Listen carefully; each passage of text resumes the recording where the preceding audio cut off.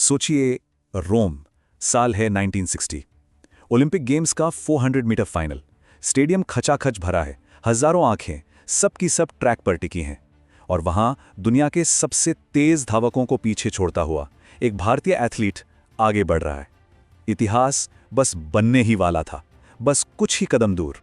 और फिर ठीक उसी वक्त वो एक पल आया, एक गलत फैसला जिसका बोझ वो अपनी पूरी जिंदगी उठाते रहे। कितना? सिर्फ 0.1 सेकेंड। मतलब पलक झपकने से भी कम वक्त में वो ओलंपिक मेडल हाथ से रेत की तरह फिसल गया। लेकिन एक मिनट, क्या यह कहानी सच में उस 0.1 सेकेंड की हार के बारे में है? नहीं, बिल्कुल नहीं।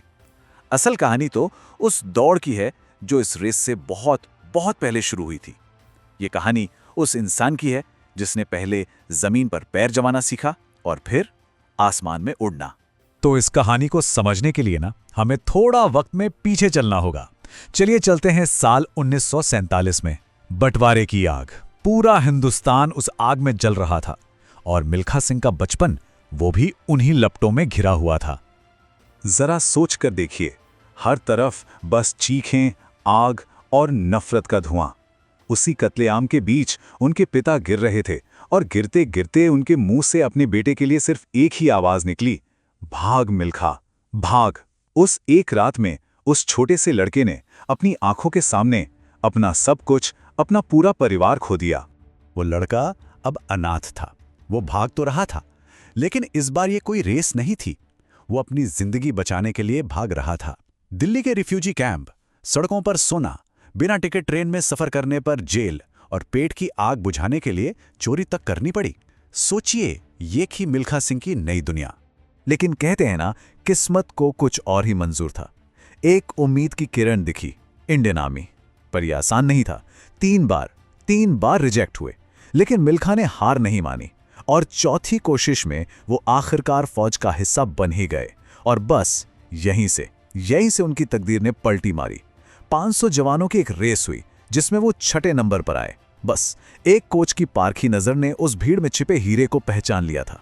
इसके बाद जो शुरू हुआ ना, उसे आप ट्रेनिंग नहीं कह सकते। वो एक तपस्या थी, एक ऐसा जुनून कि मिल्खा सिंह इंसान से मशीन बन गए थे। कभी कभी तो दौड़ते दौड़ते उनके पैरों से खून बहने लगता था, पर वो रुकते नहीं थे, बिल्कुल नहीं। वो अपने अतीत के हर दर्द को, हर गम को अपने पसीने में बहा देना चाहते थे। उनके अंदर एक आग थी, एक ऐसी आग जो ना तो खरीदी जा सकती थी और ना ही किसी को सिखाई जा सकती थी। और उस आग ने बहुत जल्द सोना उगलना शुरू कर दिया। साल था 1958। दुनिया एक नए सितारे को उगते देख रही थी। कॉमनवेल्थ गेम्स में गोल्ड, आजाद भारत के लिए ट्रैक एंड फील्ड में यह पहला गोल्ड मेडल था। और कहानी यहीं नहीं रुकी। उसी साल टोक्यो एशियन गेम्स में 200 मीटर और 400 मीटर दोनों में गोल्ड। सोचिए, वो लड़का जो कभी सड़कों पर सोता था, आज पूरी दुनिया में हिंदुस्तान का झंडा लहरा रहा था। अब तो पूरी दुनिया की निगाहें सिर्फ मिल्खा सिंह पर थीं। हर किसी की जुबान पर बस एक ही सवाल था, क्या ये लड़का ओलंपिक मेडल लाएगा? असली इम्तिहान, सबसे बड़ा मंच, वो तो अभी बाकी था। जगह रोम, साल 1960। रेस शुरू हुई और मिल्खा किसी रॉकेट की तरह आगे निकले।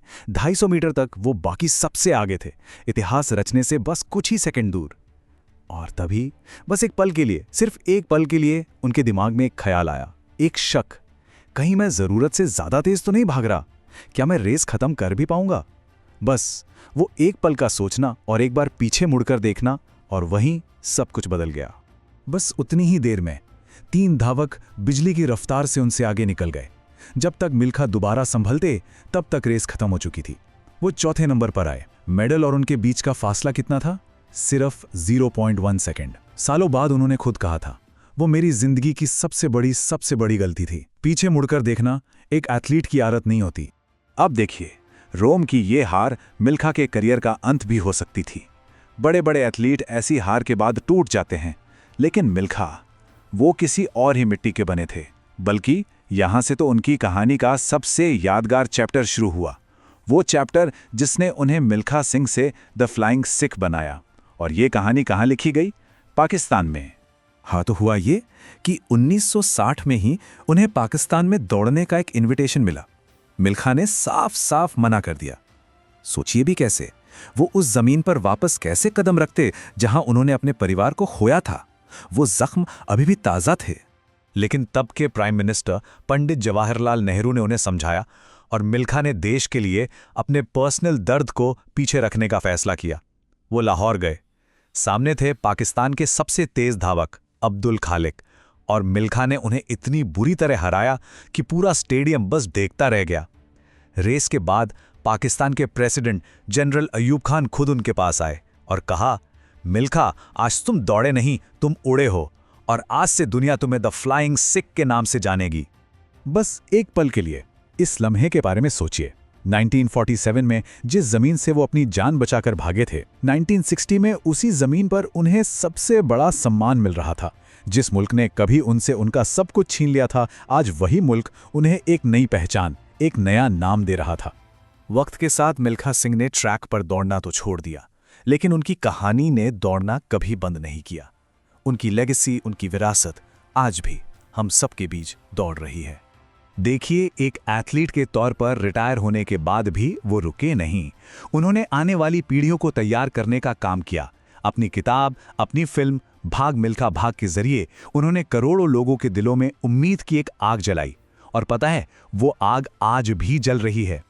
जब नीरज चोपड़ा ने अपना ओलंपिक गोल्ड जीता, तो जानते हैं उन्होंने वो मेडल किसे डेडिकेट किया? मिल्खा सिंह को।